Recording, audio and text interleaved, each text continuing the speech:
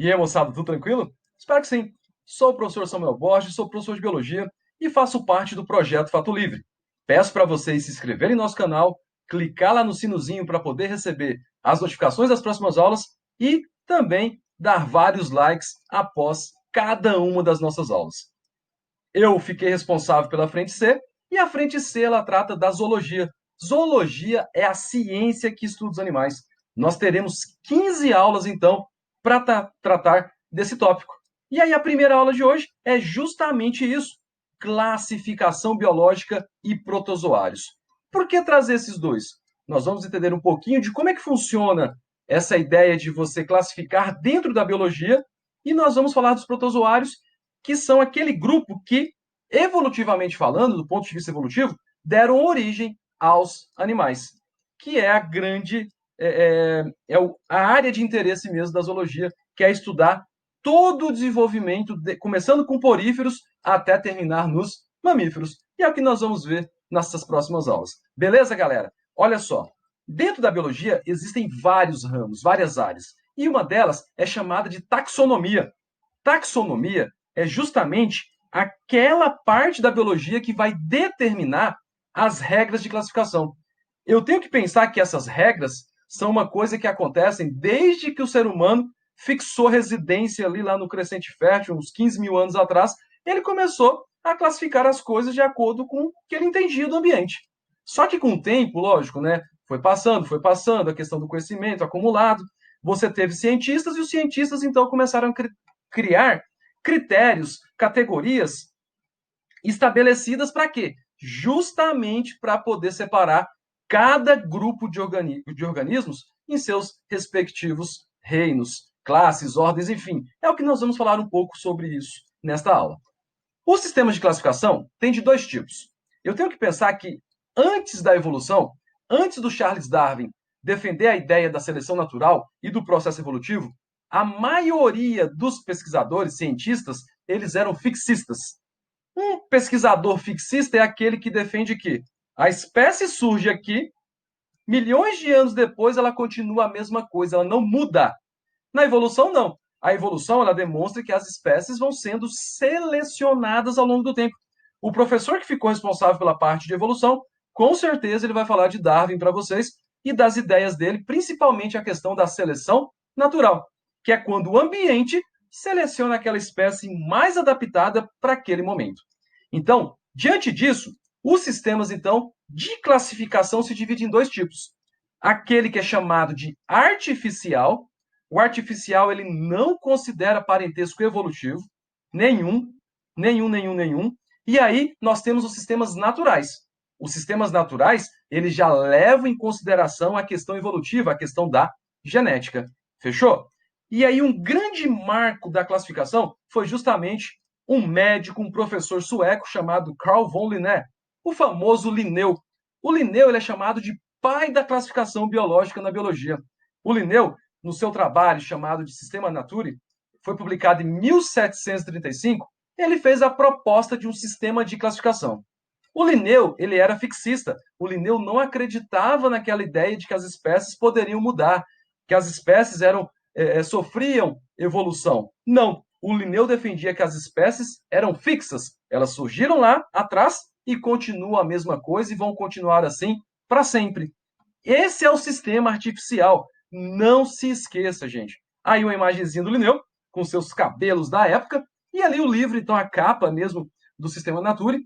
E se você perceber, ali vai ter 5 categorias que o Linneu trouxe no seu trabalho. Regna, que é reino, classes, ordens, gênera e espécies. Ou seja, reino, classe, ordem, gênero e espécie.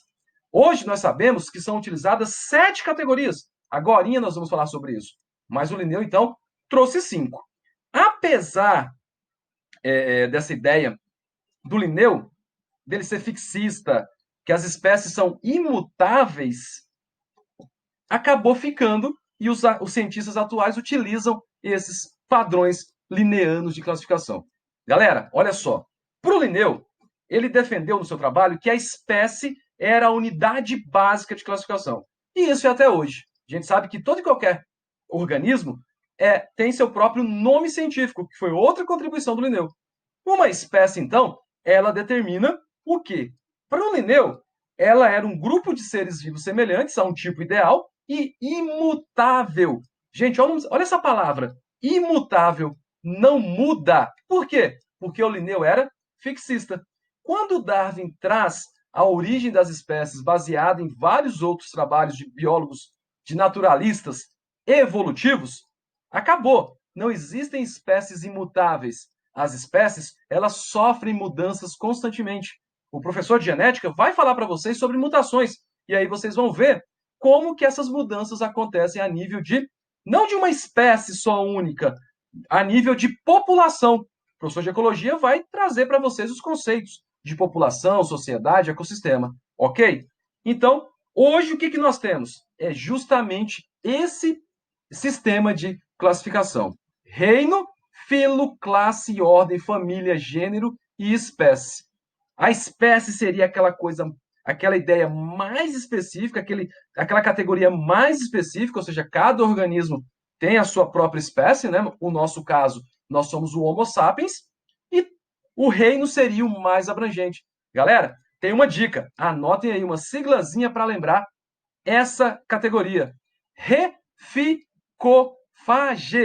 Reino, filo, classe, ordem, família, gênero e espécie. Reino, filo, classe, ordem, família, gênero e espécie. Vamos pegar a nossa espécie, Homo sapiens. Nosso reino, animal, já que essa frente aqui é de zoologia. Filo, cordata. Na próxima aula nós vamos falar de desenvolvimento embrionário, a gente já vê o motivo disso. É por causa da famosa notocorda. Classe, mamífero. Ordem, primata. Família, hominídeo. Gênero, homo. E espécie, Homo sapiens. Nós somos únicos do ponto de vista desse gênero hoje. O professor de evolução vai falar da evolução humana para vocês. Então, com certeza, ele vai falar de outras espécies do gênero Homo. Só que hoje nós só temos a espécie Homo sapiens vivendo no planeta Terra. E aí o que acontece?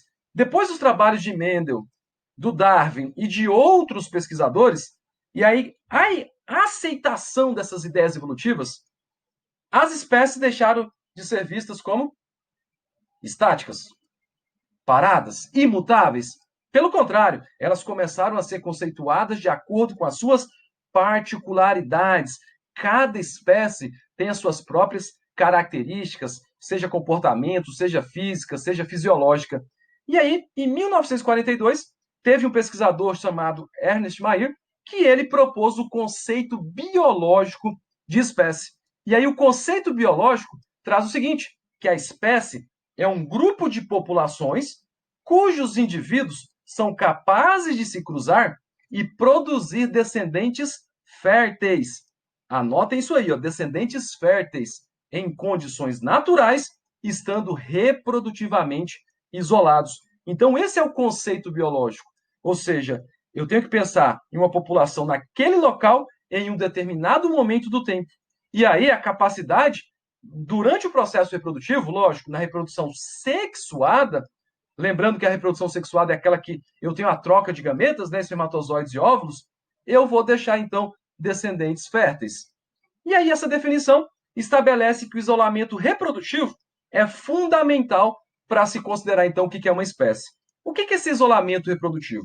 Gente, o isolamento reprodutivo é quando duas espécies, se elas se cruzarem, de repente elas podem até deixar descendentes, tá? Só que isso aí significa que o distanciamento genético delas é pequeno. Quer ver um exemplo? Ser humano e chimpanzé. Do ponto de vista evolutivo, nós temos um ancestral comum há milhões de anos atrás. Só que a distância genética nossa para o chimpanzé é de 7 milhões de anos. Ou seja, isolamento reprodutivo total. Agora, algumas espécies de equinos, que eu trouxe até esse exemplo aqui agora, a égua, por exemplo, é uma espécie. O jumento é outra espécie. Mas só que a diferença genética dessas duas espécies ainda é pequena. O isolamento reprodutivo não é tão grande ainda. E aí tem situações que podem surgir os híbridos, que é a mula se for a fêmea e o burro se for o macho. Só que geralmente a mula e o burro, eles vão ser estéreis. E aí vai ter uma série de situações que impedem que eles consigam reproduzir. Então, a mula e o burro é uma espécie diferente? Não. É uma espécie, é um grupo, é uma, digamos assim, uma variação. É um híbrido. E o híbrido acaba não sendo considerado uma espécie diferente, beleza? Mas a égua, no caso o cavalo e o jumento, né, ou a jumenta, sim, são espécies diferentes. Só que eles têm ainda um grau de parentesco evolutivo. Aí vou perguntar, professor, por que a égua com o jumento? Gente, é questão de incompatibilidade física. A égua é maior que o jumento. Agora, se fosse o contrário, o cavalo ele é maior que a jumenta, então teria problemas na hora da concepção, até da geração da prole dentro da jumentinha lá, né? Enfim, então lembra disso. Eles podem até ter descendentes, porém, esses descendentes vão ser híbridos, e esses híbridos, 99% das vezes, são estéreis. E aí o Linneu também trouxe a ideia do conceito de nomear as espécies, que é o famoso nome científico. É a regra de nomenclatura. E aí o nome da espécie, gente, é sempre duplo. O que é duplo? Binomial. São dois nomes. Você vai ter ali o gênero e você vai ter a espécie. Homo sapiens, olha só, tem dois nomes aí, ó. Homo sapiens. O homo é o gênero e Homo sapiens é a espécie. Lembrando, sempre destacado do texto. Ou vai estar em negrito, ou vai estar em itálico, ou elas vão estar sublinhadas, essas duas palavras. Sempre, sempre, sempre. Como o latim era a língua oficial naquela época do Linneu, eles pensaram em manter, até hoje, utilizado o latim para nomear as espécies. Ou seja, o latim é usado desde a época de Linneu, 1700 e bolinha, até hoje, pelos biólogos, por engenheiros florestais, pela galera que trabalha com essa parte de planta, de bicho, enfim. Todo mundo utiliza nome científico. E o nome científico é interessante porque qualquer local do planeta que eu vá, eu não preciso falar o nome popular como eu conheço. O nome científico ele serve para identificar a espécie em qualquer local do globo. Agora eu vou dar um exemplo sobre isso. Então lembra, olha só, sempre em latim, negrito, sublinhado ou itálico, o gênero sempre com letra maiúscula, e aí a segunda palavra que corresponde ao epíteto específico da espécie, sempre escrita com letra minúscula, que é basicamente isso ali. Ó. E aí eu trouxe então Homo sapiens. Quer ver um outro exemplo? Bem-TV. Aqui é bem comum, a gente acorda aí com o Bem-TV cantando, você está passando na rua, você ouve o Bem-TV cantando. Brasil inteiro tem Bem-TV. Só que dependendo do local, o Bem-TV pode ter vários nomes populares. E na ciência, o nome popular, ele tem validade? Com certeza. É super bacana você até entender, lembrar um pouco, conhecer o nome popular. Só que o nome científico ele vem para facilitar, então, essa comunicação entre os pesquisadores. O Bem-TV, para mim, aqui no Brasil, como a gente ouve ele, né, Bem-TV, na Guiana Francesa, eles ouvem Celavi. Lá nos Estados Unidos, eles ouvem como Quiscadi. Só que o nome científico dele em qualquer local do planeta é Pitangus sulfuratus. Pitangus, gente, é porque é o nome indígena dele, Pitanguá, e sulfuratus, porque o peito dele é amarelo, lembra a cor do enxofre. Então, o nome científico também, ele remete ou ao nome de um pesquisador, ou a uma característica da espécie. Fechou? Então, lembre sempre disso. O nome científico, ele serve para dar nome aos grupos, aos organismos de todos os reinos que nós temos. E é justamente isso que eu tenho que falar para vocês agora. Olha só, nós temos dois sistemas de classificação. Nós temos o sistema de classificação antigo, né, que é o clássico, que considera 5 reinos, que foi a proposta feita por Whittaker e complementado por Margulis e Schwartz, que são os pesquisadores. Professor, eu preciso saber o nome desses pesquisadores lá no Enem? Não, galera, mas você precisa saber quais são esses 5 reinos. Nós temos Monera. O reino Monera, então, seria aquele reino dos procariontes, que é o reino mais antigo, digamos assim, são as bactérias. Nós temos os protistas. E aí, os protistas, você pode observar que você vai ter dois grupos ali, os protozoários e as algas, o reino Plantae, o reino Animalia e o reino Fungi. E aí, ó, nós temos um único reino que é procarionte. Procarionte, só lembrando rapidinho, Procarionte é aquele grupo de organismos que não apresenta a carioteca, que é aquela membrana que envolve o núcleo. Agora, os eucariontes, não. Todos os reinos eucariontes, eles apresentam núcleo em suas células. Então, a classificação antiga, que é até hoje utilizada, que é a classificação clássica, defende a existência de 5 reinos. Já a classificação moderna, ela defende o quê? 3 domínios. Mas, professor, eles não vão considerar mais os reinos? Vão sim, só que vai ter uma pequena diferença. Essa classificação em domínio, então, gente, ela foi criada ali no final da década de 70, em 1977, para ser mais exato, início dos anos 80. E aí, dois cientistas, o Volz e o Sogin, eles então determinaram que bactéria, arqueia e eucária formam 3 domínios. E esses domínios acabam englobando aqueles reinos anteriores da classificação clássica, digamos assim. Os 3 domínios, então, compreendem 6 reinos. Eles pegaram o reino Monera e dividiram em 2. Os eubactéria, né, o reino eubactéria, que seriam as bactérias verdadeiras, arqueia, que é um grupo de procariontes extremófilos, que são organismos que vivem em ambientes extremos, muito quente, muito ácido, muito salgado, são as arqueobactérias, e o reino protista, reino plant, reino fungi e reino animalia. A diferença, então, é, na classificação antiga, 5 reinos. Na classificação moderna, 6 reinos. Ou seja, 3 domínios com 6 reinos. Que é basicamente isso aqui que eu trouxe para vocês. Então, você tem... Isso aqui, gente, é uma árvore filogenética. É uma árvore que demonstra o grau de parentesco evolutivo. Olha que bacana essa ideia. Então, aqui eu tenho um ancestral comum. E aí, essa árvore se ramifica em qual? Ó, o reino Eubactéria, que é do domínio bactéria, o reino Arqueia, que é do domínio Arqueia, e os 4 reinos que fazem parte do domínio eucariota: animal, fungi, plant e protista. Lembrando que o protista aqui eu tenho protozoários e as algas. E agora a gente vai, então, fazer esse adendo, né? Nós estamos vindo aqui, evolutivamente falando, lá do ancestral comum, há quase 4 bilhões de anos atrás, quando surgiu a vida, e aí nós chegamos aqui, então, nesse domínio eucariota, neste reino protista, e vamos falar agora dos protozoários. Fechou, galera? Então, olha só. O que eu preciso aprender de protozoário nessa aula? Primeira coisa, eles são eucariontes. O organismo eucarionte é aquele que tem uma membrana que envolve o seu núcleo, a carioteca. São todos unicelulares. Unicelular, uma única célula. Eles são desprovidos de clorofila, ou seja, são heterotróficos. Heterotrófico é aquele organismo que precisa comer alguma coisa. Nós, por exemplo, somos heterotróficos. Os protozoários podem tanto viver isolados, podem formar colônias, e inclusive essa ideia de formar colônias que permitiu o surgimento, do ponto de vista evolutivo, do primeiro grupo de animais, que são as esponjas. E nós vamos falar isso lá na terceira aula. Beleza, galera? Olha só, a maioria é aquática.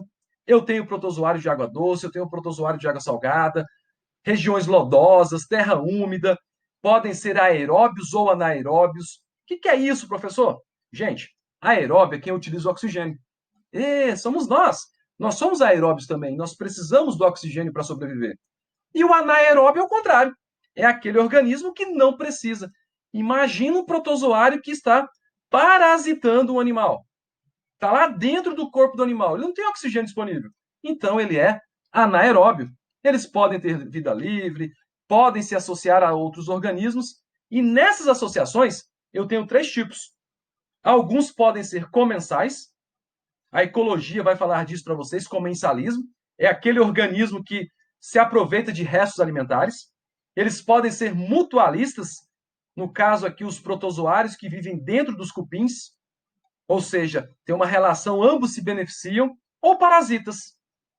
Nós não vamos falar de doenças nesta aula, porque doenças precisa ter um capítulo à parte, tudo bem? Mas você já sabe, então, que existem protozoários que causam doenças em animais e nos seres humanos também. Respiração aeróbica, quando ocorre. E a eliminação de excretas, galera, ocorre por difusão, ou seja, lembrando que a difusão sempre vai da onde tem mais para onde tem menos. Então, o bichinho está cheio lá de gás carbônico. Do lado de fora dele está cheio de oxigênio. Eu vou ter uma troca gasosa. Entra o O2 e sai o gás carbônico. Isso é difusão. A reprodução, gente, ela é assexuada. Por fissão binária, uma célula viram duas, ou fissão múltipla, uma célula viram várias. Ou conjugação. Conjugação é quando ocorre um tipo de troca de material genético. Agora nós vamos falar sobre isso quando formos falar dos paramécios. Eles são classificados em 4 grupos, gente. Lembra disso, isso é um detalhe bem importante para saber de protozoário. A classificação deles é de acordo com o tipo de movimento. Nós temos flagelados, que se movimentam por flagelos, sarcodíneos, que se movimentam por pseudópodes, ciliados, que apresentam cílios, e esporozoários, que não possuem elemento locomotor nenhum. E aí eu vou falar um pouquinho sobre cada um desses 4 grupos. Primeiro, flagelado, também conhecido como mastigóforo. É aquela galera que precisa de flagelos para se movimentar. Se eu tenho flagelo, eu tenho que pensar que eu moro no ambiente líquido, justamente para fazer o movimento e com isso eu conseguir deslocar nesse ambiente. É o grupo de protozoário mais primitivo, que veio inclusive derivado das algas unicelulares que perderam os cloroplastos. A maioria é de vida livre, sendo abundantes na água doce e nos mares. E aí é interessante que existem flagelados parasitas. E aí eu trouxe 3 exemplos para vocês, só para saber por enquanto. Trypanosoma cruzi, doença de Chagas. Olha só. Trypanosoma brucei, causa doença do sono, lá na África, isso aí. Leishmania brasiliensis, que causa leishmaniose. Em outro momento, vocês verão as principais doenças causadas que o ser humano é acometido por parasitas, como protozoários ou como vermes. Beleza? E aqui eu trouxe, então, a imagenzinha do Trypanosoma cruzi. E ao seu redor, várias hemácias. Esse aí, então, é um protozoário que apresenta um único flagelo. Só que você pode ter também protozoários flagelados com vários flagelos. Esta coisa estranha aí é a Giardia lamblia. A Giardia lamblia, olha o nome científico desse protozoário, ela causa giardíase. A principal característica é muita dor de barriga. Tomar água contaminada, você acaba pegando, então, giardíase. Então, ele tem vários flagelos. Esse indivíduo aí tem 8 flagelos no caso. O segundo grupo são os risópodes ou sarcodíneos, que são os protozoários que emitem pseudópodes. Gente, falou de pseudópode na biologia, lembra de ameba? Ou seja, o pseudópode é aquela projeção que ela faz ali do citoplasma, da membrana plasmática, justamente para capturar o seu alimento. E aí eu trouxe essa imagem desta ameba, e você pode perceber que ela já está cheia de algas ali que ela fagocitou, justamente para poder se alimentar. Então, isso é um protozoário que se movimenta por pseudópodes. O pseudópode, né, o falso pé, serve tanto para locomoção quanto para captura de alimentos. E aqui um detalhe que eu trouxe esse desenho para vocês. Prestem bastante atenção aqui, ó. Vacúolo contrátil. O vacúolo contrátil só é encontrado, anota aí, dica, os protozoários de água doce que possuem vacúolo contrátil. Agora eu vou falar sobre isso. Por quê? Porque os paramécios também têm eles. Só os protozoários de água doce, vacúolo contrátil. Beleza? Os ciliados são aqueles protozoários que locomovem através de cílios. E o principal representante aí é o paramécio. Gente, o paramécio é bem interessante, que ele é um protozoário bem mais complexo, digamos assim. Ele já tem uma entrada, tipo uma abertura chamada de goteira ou suco neural. Suco oral, perdão. Sulco oral, por onde o quê? E aí os cílios, ó, eles vão levar, então, partículas alimentares até uma abertura, como se fosse a boca, que é o citóstoma. O citóstoma, ele continua por uma citofaringe até um canal que vai formar o vacúolo digestório. E ali dentro dele, então, vai ocorrer o processo de digestão chamado de intracelular. E aí ele vai ter uma saída também. É como se fosse o sistema digestório, mas não é ainda, pelo contrário, não tem nada disso. O citopígio. E aí essa abertura é para jogar para fora o que não presta. E é interessante que os paramécios têm 2 núcleos, gente. Eles têm um macronúcleo, que ele usa para controlar a célula e também para controlar o processo nutricional, né, digestivo, e o micronúcleo, que está envolvido com o processo de conjugação, com o processo de reprodução. E aqui eu trouxe uma imagem para falar para vocês. Então, aqui uma imagem real de um paramécio, E aqui todas as aberturas, ó, o sulco oral, a citofaringe, né, o citóstoma, que é essa, como se fosse uma boca, o citopígio, por onde saem as estruturas, e olha aqui, ó, 2 vacúolos contráteis. Lembra o que eu disse? Só protozoário de água doce que vai ter essa estrutura, gente. Por quê, professor? E aí, vocês têm que lembrar do conceito de osmose. Todo mundo deve comer tomate e alface em casa. Você joga um salzinho ali, 5 minutos depois você olha lá, tem água no prato. Lembra? Osmose. A água sempre vai para onde está mais concentrado. Nesse caso, como eles estão dentro da água doce, os protozoários são mais concentrados. Então a água vai para dentro deles. Para eles não ficarem gordinhos, gordinhos, gordinhos e explodirem, esses vacúolos contráteis, eles jogam para fora o excesso de água. Então, o nome na biologia para isso é controle osmótico. Lá na aula de osmose, vocês vão relembrar essa ideia, esse conceito. Só protozoário de água doce. Gente, o paramécio é interessante porque ele se reproduz de duas formas. Bipartição, ou seja, um viram dois, e pela conjugação. Eles fazem uma fusão temporária entre dois indivíduos e aí eles podem trocar parte dos micronúcleos. Ou seja, ele duplica o micronúcleo, ele entra em contato um com o outro, e aí o micronúcleo original se une com o micronúcleo recebido. Nesse momento, você tem uma alteração genética. No final da conjugação, cada organismo vai o quê? Produzir 4 novos indivíduos, totalizando ao todo 8 paramécios. Olha só que interessante essa ideia. E essa imagem mostra, então, o quê? Primeiro, o processo de conjugação, os micronúcleos, né, sofrendo a divisão, se tornando haploides, e aí quando eles trocam haploide mais haploide, né, N mais N, eu vou ter um grupo 2N. Ou seja, esses dois paramécios ali, eles vão ter uma modificação genética. Fechou? E aí, por último, o último grupo são os esporozoários, que é aquele grupo de protozoários, gente, que não tem nenhum tipo de estrutura locomotora. Eles navegam lá pela corrente sanguínea da gente. Por quê? Os principais representantes são o Toxoplasma gondii, que causa a famosa toxoplasmose, e os Plasmodium, causadores da malária. Aqui no Brasil nós temos 3 espécies de Plasmodium. Fechou? E aí esses protozoários, como eles são parasitas, eles absorvem diretamente dos tecidos onde eles estão alojados o quê? Os nutrientes. Isso, no caso, ele acaba, então, levando à morte daquele tecido. E eles acabam liberando toxinas também, como nós vamos ver em um outro momento. E aí uma imagenzinha do plasmódio, né? E aí aquelas bolas roxinhas ao redor são hemácias. Os plasmódios se reproduzem dentro das hemácias do nosso sangue. Olha só que interessante essa ideia. Galera, e para fechar, 2 exercícios aqui rapidinho. Deixa eu só tirar a minha câmerazinha aqui para não atrapalhar a observação. Primeira pergunta. Com relação ao nome científico do crustáceo, Diacíclops bicusbidatus Tomasi e as regras de nomenclatura biológica, é incorreto afirmar que... Incorreto, gente, olha só. Tá? Letra A. O nome da espécie deve ser destacado no texto. Opa, lembra? Negrito, itálico ou sublinhado. Letra B. A espécie é sempre referida de forma trinomial.